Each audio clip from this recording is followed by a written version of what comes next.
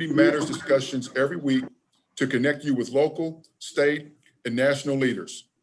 You can find past recordings as well as the upcoming Community Matters schedule at greenvillechamber.org.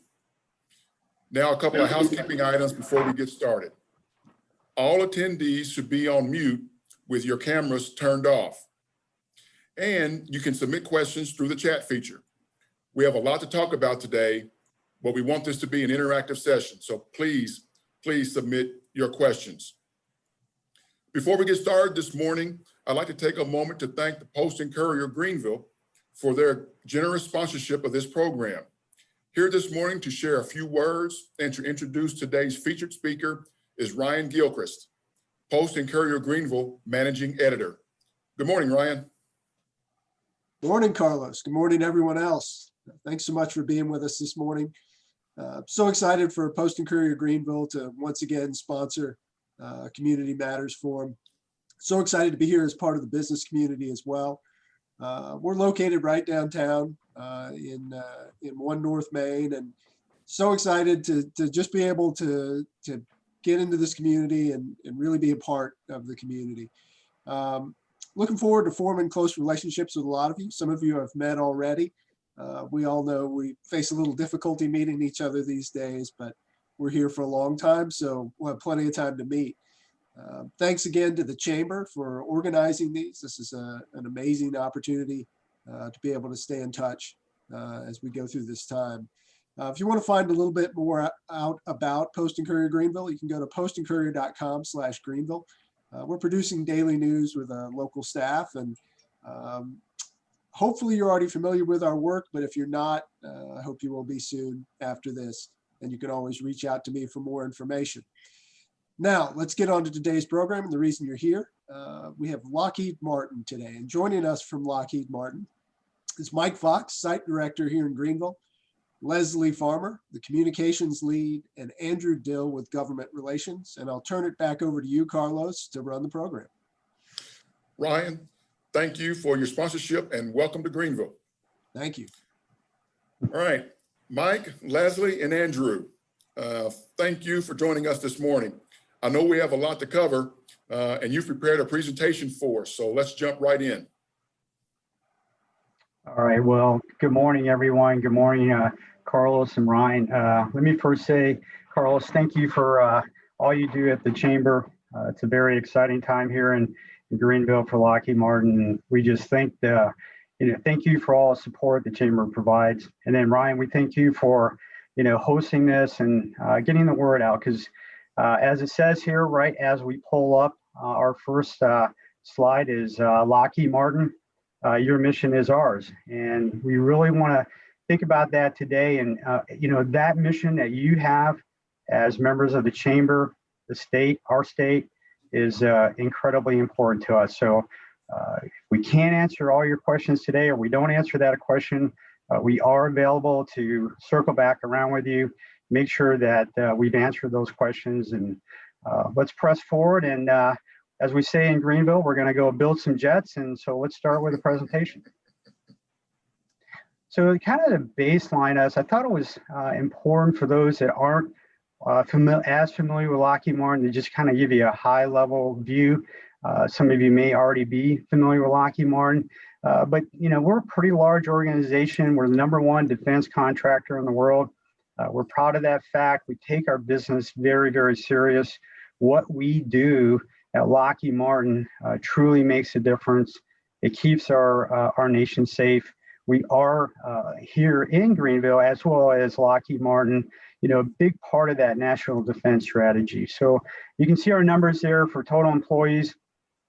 We just have a very large presence internationally as well. And when someone says talks about Lockheed Martin, you think of engineering and technology. That is truly about half of what makes up Lockheed Martin. That's why we are able to invent the cool things. But then there's the group of us that put the cool things together, and we'll talk a little bit more about those cool things today. We're proud of the fact that, in Lockheed Martin, 1 in 5 of our employees are veterans. Here in Greenville, that's about 2 in every 5 are veterans. So We got a good representation of our veteran community here, and we're very proud of that fact. Kind of moving over to the right, where you see the footprint, just kind of gives you an idea of where we are in the United States. Our headquarters is at Bethesda, Maryland. And then, internationally, we have employees in 54 countries. So we're spread out, but we're a very tight group. We're very well connected. What's in our portfolio?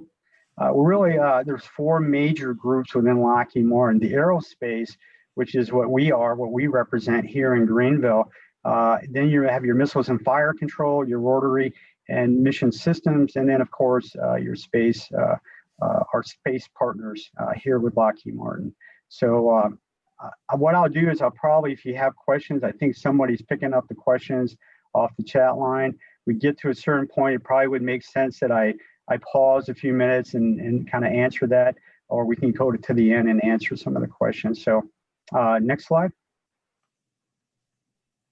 So we kind of gave you a view of Lockheed Martin overall. So let's talk a little bit now about Lockheed Martin in South Carolina.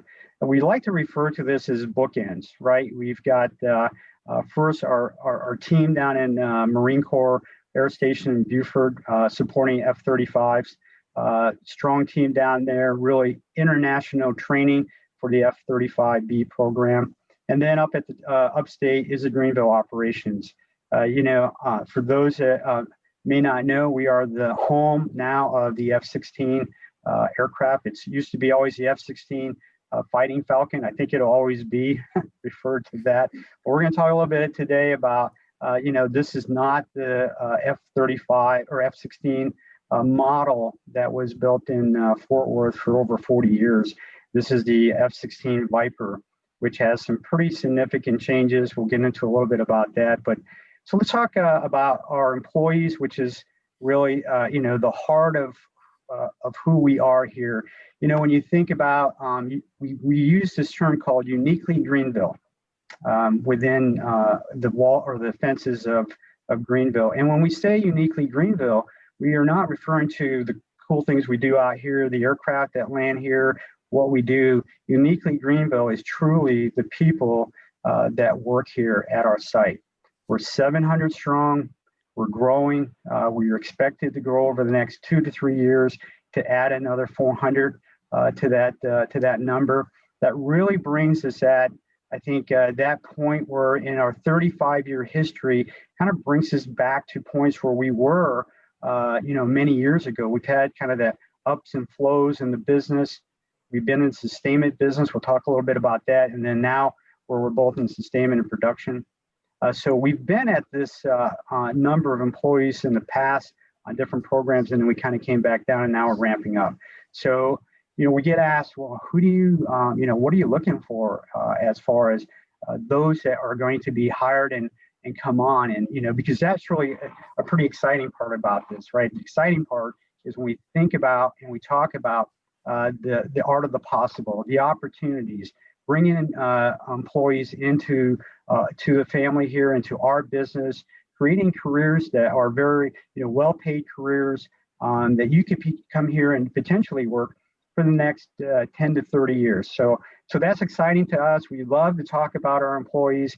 And when you think about as we ramp up to the next 400 to get to that full rate production, there's really three major career fields that we'll be looking for. We look for what's referred to as sheet metal. That's going to be heavy emphasis in our assembly line. And then we have the avionics, which is going to do running our wires, which is going to be checking out the systems. And then we have our aircraft powering generalists. So they do it all, right? They are the ones that are taking engines off, running engines, doing all that work to make sure that everything's working that we put together, that we have modified here in Greenville. So we're excited about that. We're excited about the opportunities. One of the when I first got here back in 2017, and we started to my job coming into Greenville was to transition the production line from Fort Worth here to Greenville.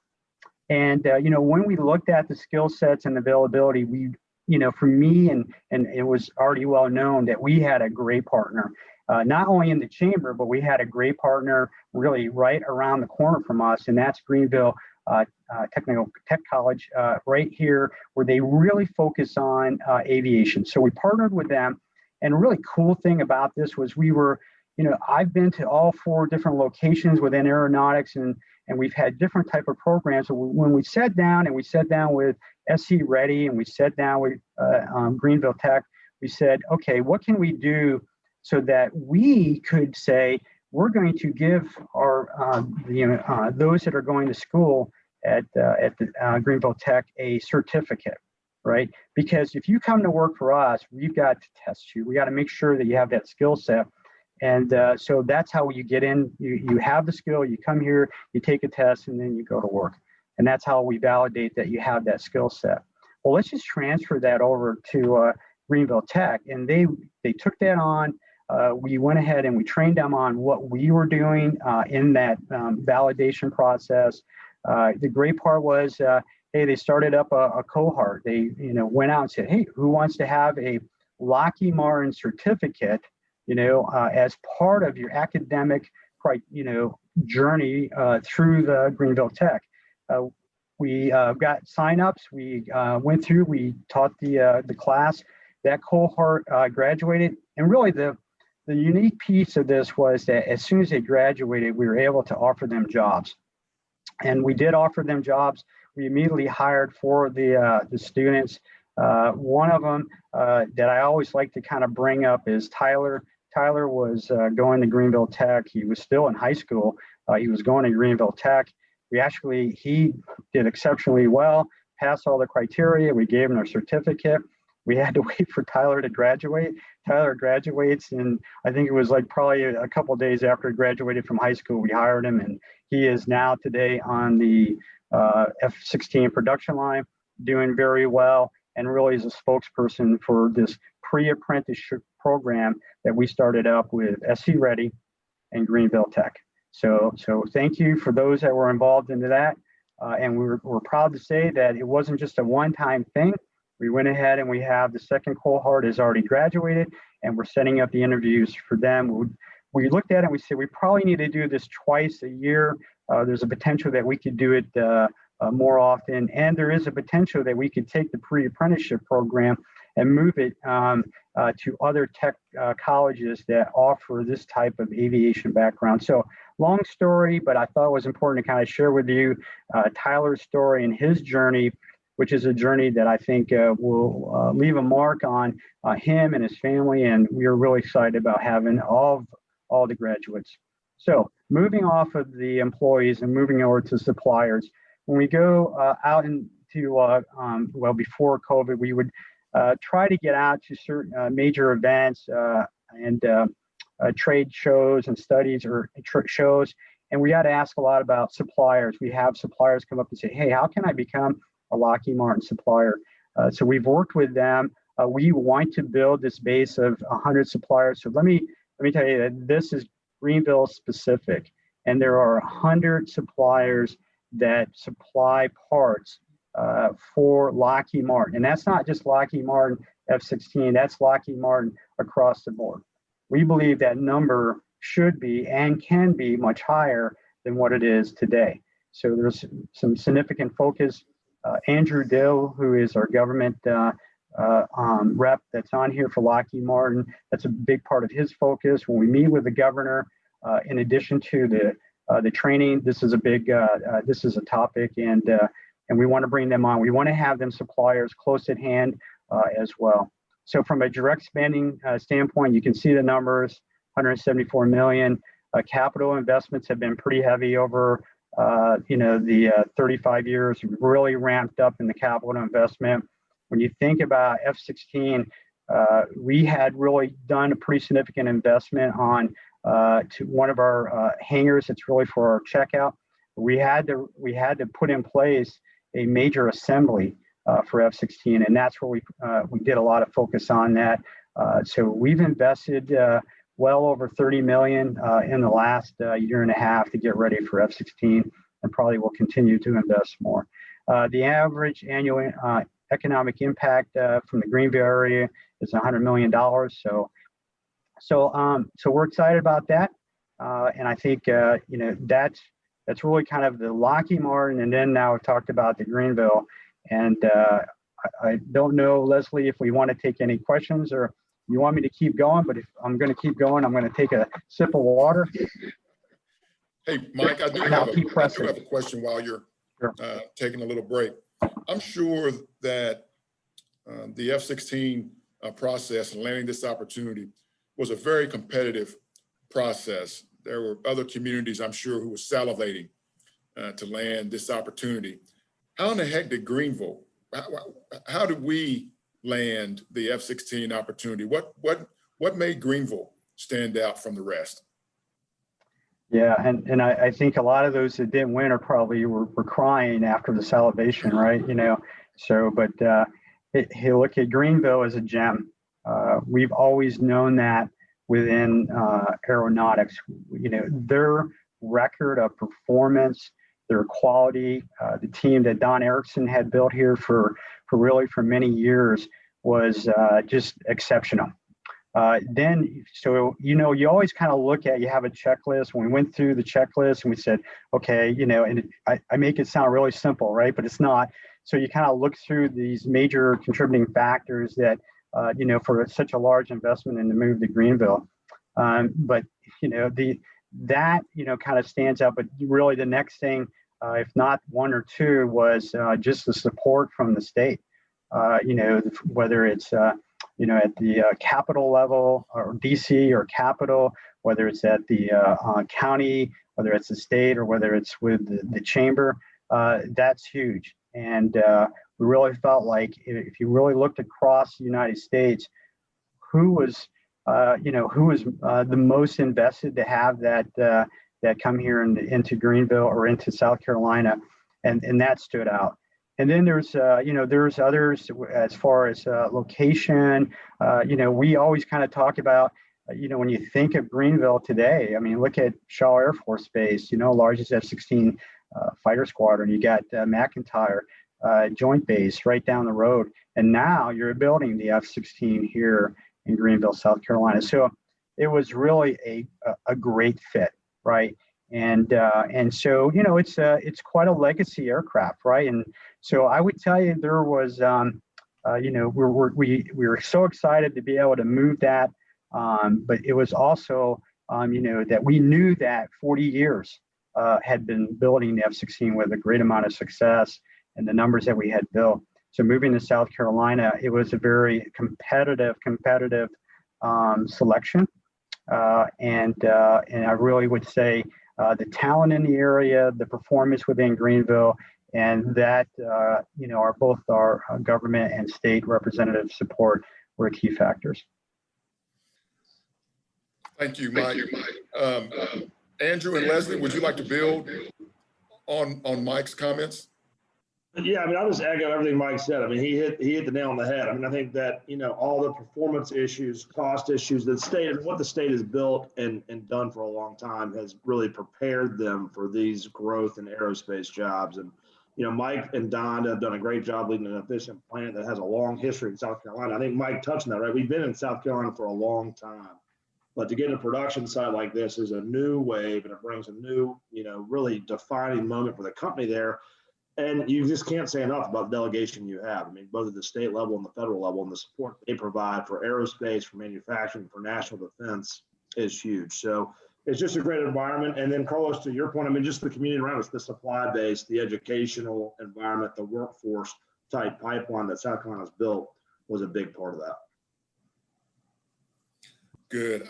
I still think that in many ways, Greenville is a bit of a hidden gem throughout the country, but for those who figure it out, there's no denying this is a great place to do business. Well, Mike will touch on this more, and I don't want to steal Mike's thunder, so Mike will really get into this. But Mike's the one who kind of coined this phrase, right, Mike? That we now use. For us, it was always the big three: were Palmdale, Fort Worth, and Marietta. And as you'll see in Mike's next couple slides, Greenville's now in that mix. Well, all right, you teed it up, Andrew. Mike, show us the next couple of slides. Perfect. Thank you, Andrew. And as Andrew said, what you're referring to is the big four in our business for many years, it was the big three. It was Palmdale, California, with our Skunk Works, Fort Worth, which was the home of F-16 and now home of F-35, and then Marietta, which is the home of the C-130. But now it's the big four, and now the home of the F-16 Viper. So let's kind of transition over to community impact. And this is, just key to that relationship we have, giving back to the community. I would say we got some pretty big hearts here, and I would say pretty generous team in Greenville. And if you look at, there's our average annual community giving. We are focused on, STEM education and veteran causes. That doesn't mean that we don't, if somebody comes to us and has, something that they want us to look at, we'll entertain that. But we really try to stay focused on these two areas. And the reason we do that is this is so that across Lockheed Martin, this is what we focus on and so we try to adhere to those, that focus and make sure that we're putting our emphasis, not only, and I say this in dollars, it's not just about dollars, it's about volunteering and doing things for the community. So we're really proud of that. And if you look at the COVID relief support, so it's, in the good times and in the harder times, we're there.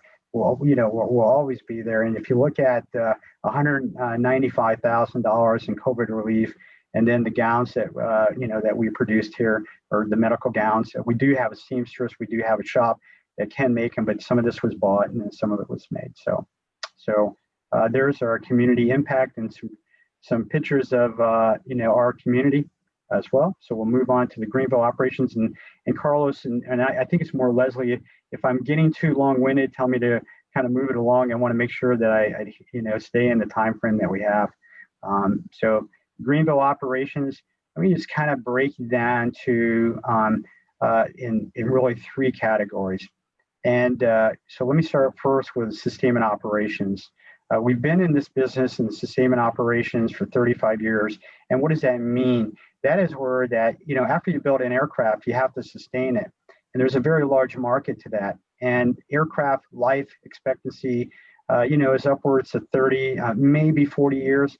So we've been that place where, whether it's P3 or C-130, that customers have brought their aircraft to us, that trusted us to go ahead and either do a repair on it, a modification, an overhaul, whatever it is, we've been able to do that. And we have very talented people, experienced people behind that. So that's our sustainment operations. We try to refer to this business and in our strategy is 50-50, where that sustainment business is 50% of our base and production. So we're very, focused on making sure, and I'll talk to that a little bit, about bringing on new sustainment business. And just, it makes it really a good portfolio. In addition to, it's just not, we're talking a little bit more about today about F-16, but we'll talk a little bit about how we're growing that business. And then the production operations, we're building the F-16 Block 70 and 72, which is all new. I'd say all new. It's a modification. So when we had the opportunity to move the line and kind of shut the line down and then move it to Greenville, we took that opportunity, evaluated the stress loads on the aircraft over many, many years, redesigned some of the features that are related to stress, whether it was in the bulkhead, heavy structure areas. We put that design in play so that when we came back out 2 years later, instead of saying, hey, this aircraft can fly for 8,000 hours, we're saying this aircraft can fly for 12,000 hours. So we really have increased that lifetime, that expectancy, makes it a more attractive aircraft. We upgraded it, faster cabling. We put in a radar system that's the same as the F-22 and F-35 for interoperability with the other systems. And then, so that's the Block 70, Block 72. We created a final assembly and checkout. And we have a very large back shop here, fabrication, because we've got to turn some of these parts pretty quickly that we need to modify. So production operations and sustainment operations, but you know, you got to have that part that supports that, and as the site integration, where you have the engineering, the program management, shop support, fabrication, and kitting, painting. Quite a few folks that support those sides of the business. So, and really kind of an overview, Greenville Operations is sustainment and in addition to production operations. The production operations is the new part, the F-16, which is giving us stability, some of that stability in our business, in our sustainment business, which can kind of have some ebbs and flows. So that's us and what we do here at the site. And then what are the aircraft that we support? We support airlift and patrol, where we really, that's the big part of our sustainment business and has been for quite a while, where that we do very complex modifications on C-130s. The customer will come to us and they've never done something, and they'll ask us to do a trial kit, or we'll engineer that and say, this is how we need to install it. We'll put that on the aircraft. We do a lot of our own flight testing here to make sure that we're meeting the requirements of the modification. So, and then on the right-hand side is the fighter production. We're going to talk more about that, but a little known part that of Greenville that really came about 3 to 4 years ago was rotary wing, and our RMS business that builds the UH-60 helicopter was producing the helicopters, and the customer wasn't quite, they needed to be modified. And we didn't want to slow down the production line, so we kept producing the aircraft, and then we had the modifications down in Florida. But there was a time period between that. So we took it upon ourselves to get in that business, and you know, we have quite a few helicopters that are here that we store, and I say store, we bring them out, we run them up, we do checks, you see them flying around the community. So that's the third part of our business. Right. So let's go on.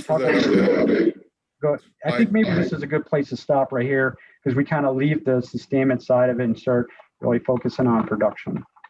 All right. And by the way, Andrew, I like the way you step away from your camera so that we can see that image of the F-16. All about branding.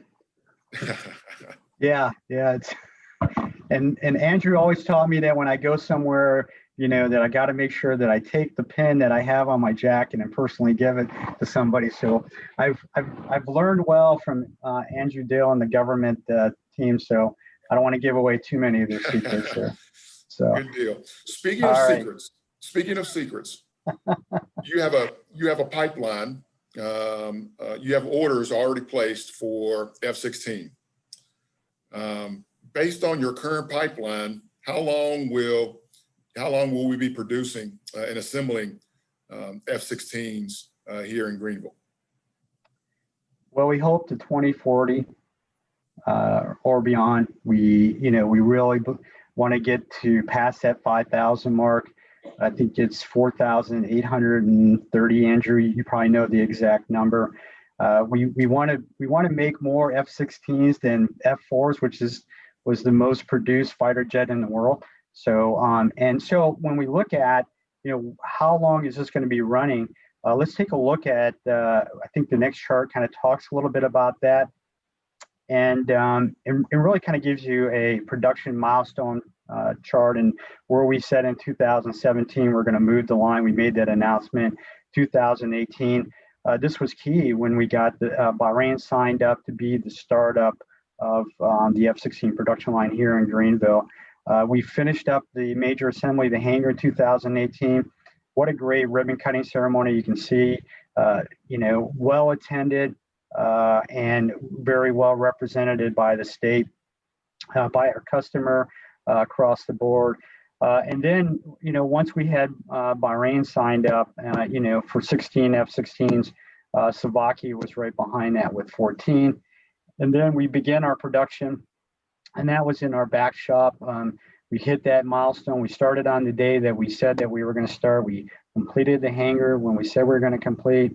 We roll into 2020, and then we get 8 more aircraft from Bulgaria.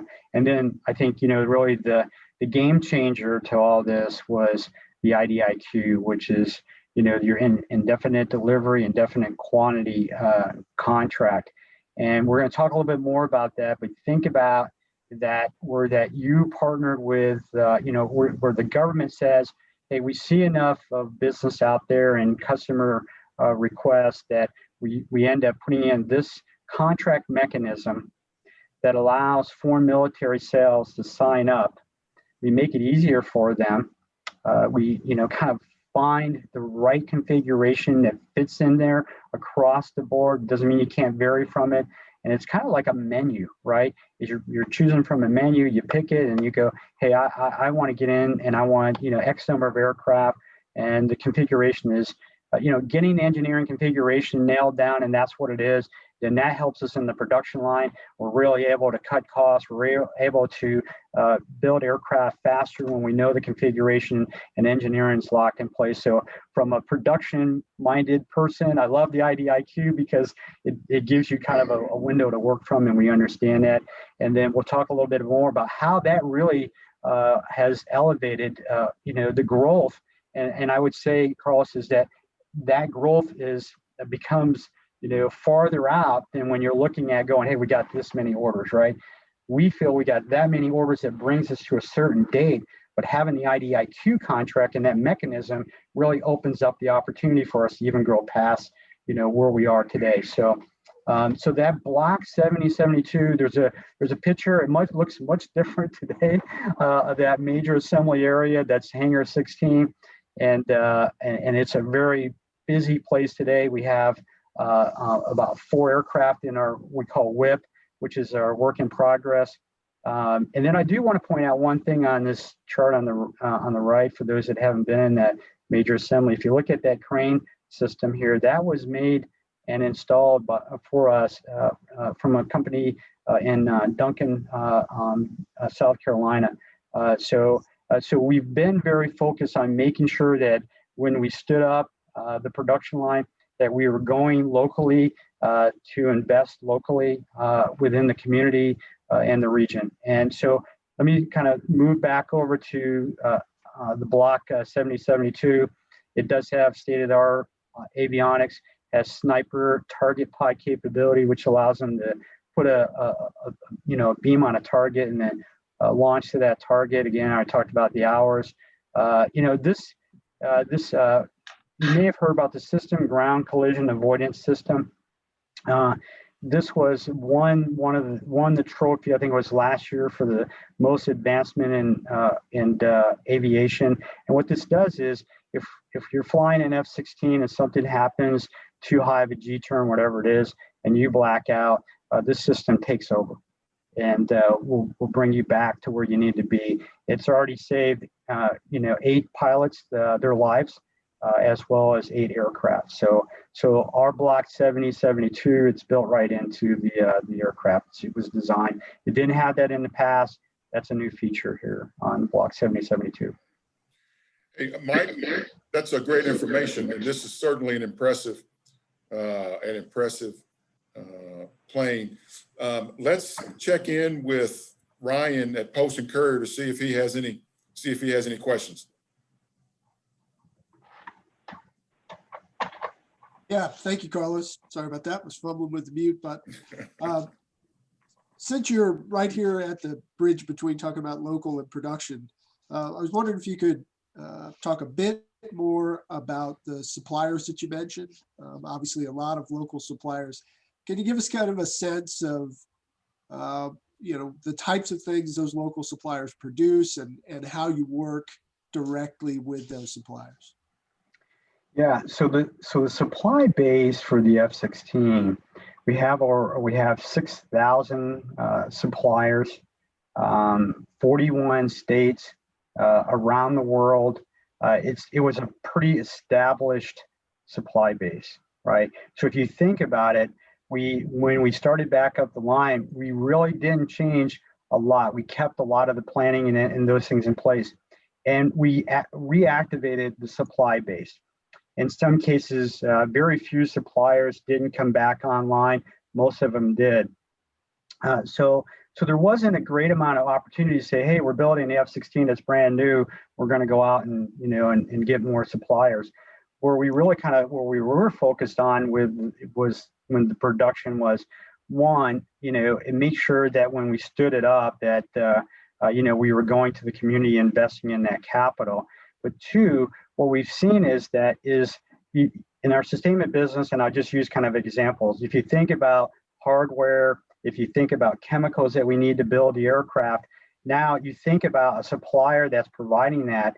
And then now think about those suppliers like Haas that we are on contract with, they double, And so as you double those suppliers that we already had in the sustainment, we've provided, that's a great opportunity for them to hire more people, to bring on more. And so we wanted to look at not only the stand up, we wanted to look at, the supply base and make sure, can we buy locally?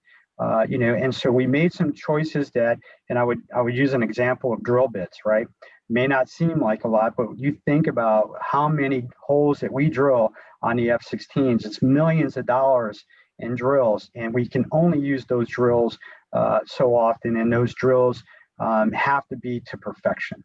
And so we went out, and so I think it's more of right now been more of a consumable type of increase in the base, and then look at where we are and who else is within the state as far as, and I would use the other example, even though we have a fab shop, we then go out and we use machine shops locally to produce parts. We've worked on is to, one, if you are going to be a new supplier, we help you become Lockheed Martin certified. So that if we have a need, and then we can go ahead and make sure that we want to get you into our preferred supplier base, right? You got to get in the system, right? So that means that you got to be certain standards. And if you meet the AS9100 standard, that's one thing. You meet that standard, and then we help you kind of go, hey, we want to be into this preferred supplier. We encourage suppliers to do that. When we go out to different locations, we give them the contact number with our supply chain management. This is who you need to call, and then this is how you can get in there. We necessarily don't handle that line of the business, but we are big advocates to go out and make sure that we are providing that number and then leaving it to the supplier to make that phone call. And I would say, Andrew, anything else on that supply base? We've had a lot of conversations about the supply base and how we're growing it here, the business in South Carolina. I think you hit it well. And we're working with SCMA and the chamber to always kind of find opportunities to expand that, locally. And obviously having a production line helps that opportunity. All right. Did I answer the question? Did you answer your question? You did. Thank you. All right. So Mike, we could probably talk about Lockheed Martin and the F-16 production for a few hours. But unfortunately, we are running out of time. Are there any closing thoughts that you or Andrew or Leslie would like to share about Lockheed Martin and the F-16 production here in Greenville? I'll just make it quick. Thank you very much. Thank you for everything you do. It's exciting opportunities for all of us here within Greenville, within the upstate, as well as the state. If you can see the numbers here, our numbers are growing. We're at 128 aircraft. Our facility we've set our facility up so that we can do up to 4 per month. We will get to 4 per month. Our goal is to maintain 4 per month. So again, thank you for everything. Thank you, Carlos and Ryan, for this opportunity today. And I'll turn it over to Leslie and Andrew. Yeah, Carlos, I'll just echo that and just say, I just hope everyone takes away from here that you are now the home of the F-16's worldwide production line. And I hope you're proud of that. I think there's gonna be a lot of international folks coming to Greenville because of it. We can only sell these around the world. So Greenville is a big part of that global defense for our allies. The Sound of Freedom is coming to Greenville, and we appreciate all the help that this community has provided. All right, thank you, Andrew. Leslie, any parting thoughts? I think they summed it up well. Thank you so much for this opportunity. And we look forward to certainly building upon everything that we've already done and obviously having the community be a big part of that. So thank you. Well, thank you all for all that you're doing here in Greenville. At the Chamber, our vision is of a globally competitive regional economy where businesses succeed and people prosper. And I want to thank you for your role in helping the chamber achieve its vision and for really making Greenville and our community the prosperous one that it is. This is an unbelievable opportunity, and I'm so thankful that you guys are leading that on behalf of Lockheed Martin for our community. I do want to take a moment to thank our attendees for joining us today. I hope you enjoyed today's program, and I know you received a lot of great information. Today's recording will be shared on the Greenville Chamber's website and sent to attendees along with a survey. And I'm going to ask you to please complete that survey. It does inform our future programming, so please take a moment to complete that survey. For the rest of the month, Community Matters will be Manufacturing Matters as we celebrate Manufacturing Month.